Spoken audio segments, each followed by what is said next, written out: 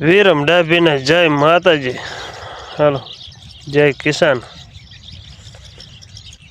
આપણે રજકામાં આવી ગયા હાંટો મારવા ગદબ ઘઉંમાં નાખ્યો હતો ને ઘઉંમાં એમાં અમુક અમુક છોડવા આપણે કારણ કે ઘઉં ઝાઝા ટાઈમથી પાયા ન હોય ને એના હિસાબે બળે છે એટલે આંટો મારવા આવ્યા કારણ કે આપણે 20-25 દિવસથી પાયું ન હોય એટલે તાણ તો પડી જ જાય અને પછી અત્યારે આપણે પાણી વાળ્યું એટલે અમુક છોડવા શું છે બળવા માંડે છે આંટો મારવા આવ્યા। કોઈ પણ ટેકનોલોજી હોય તો કોમેન્ટ કરજો। હાલો બતાવો। હાલો આવી રીતે થઈ જાય છે અમુક છોડવા બાકી તો છે કપલેટ અસલ બાકી તો અસલ કપલેટ છે।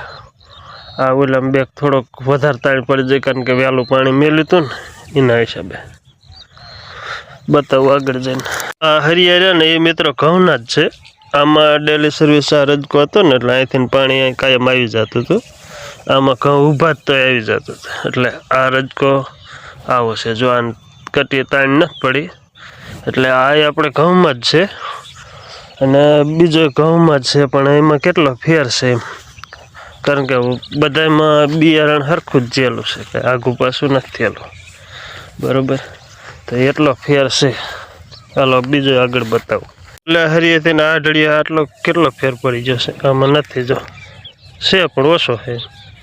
હવે જે આગળ બતાવું તમને આ બે હાડલી રહે ને એમાં મિત્રો અમે લગ્ન પ્રસંગમાં હતા ને દેવી પૂજક બકરા લઈને આવી ગયા એને પણ ખબર નથી કે એને એમ કે સારી દેવાનું છે એટલે એને બકરા બે હાડલીમાં સાર્યા હતા પછી પાડોશી બહાર કઢાયા હતા એટલે એમાં થોડોક નહીં દેખાય।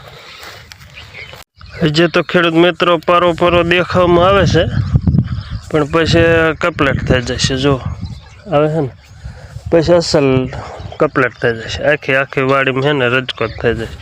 આપણે ભેંસ્યું હાટું વાયો તો ઓલે ભેંસ્યું હાટું પણ એને પછી બે મેળી દઈશું અને આ પણ બેનો બધો।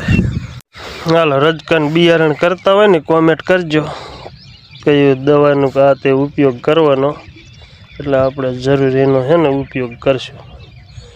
જય કિસાન। હાલો।